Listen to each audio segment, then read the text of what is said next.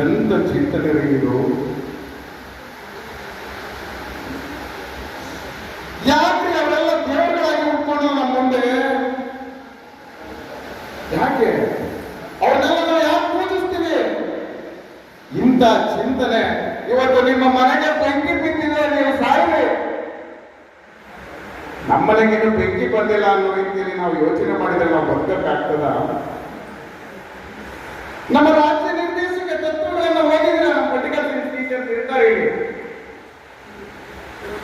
ಪಕ್ಕದ ಮನೆಯನ್ನು ಹೊಸ್ಕೊಂಡು ಮಲ್ಕೊಂಡ್ರೆ ಊಟ ಮಾಡಿಕೊಂಡು ಮಲ್ಕೊಳ್ತಕ್ಕಂಥ ನೈತಿಕ ಹಕ್ಕ, ಬಟ್ ಕಾನೂನಿನ ಬೆಂಬಲ ಇಲ್ಲ ಅದಕ್ಕಷ್ಟೇ.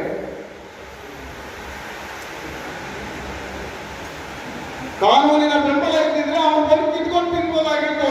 ಕೊಟ್ಬಿಟ್ರೆ ಒಳ್ಳೇದು ಅನ್ಸುತ್ತೆ ನನಗೆ ಸರ್. ಯಾರು ಸಂಪತ್ತನ್ನ ಘೋರಿ ಕುಟ್ಟಾಕಂದ್ರೆ ಇವರು ಪರಸ್ಪರ ಒಪ್ಪಿಗೆ ಮಾಡಬೇಕು ಸಂಪತ್ತುಗಳನ್ನ. ಯಾಕೆ 6 ಕೋಟಿವರೆಗೆ ಅದನ್ನ ನಮ್ಮ ರಾಜ್ಯ ನಿರ್ದೇಶಕ ತತ್ವಗಳು ಸಂವಿಧಾನದಲ್ಲಿ ಒಬ್ಬ ಡಾಕ್ಟರ್ BR ಅಂಬೇಡ್ಕರ್ ಏನ್ರಿ ಹೋರಾಟ ಮಾಡಿದ್ದಾರೆ?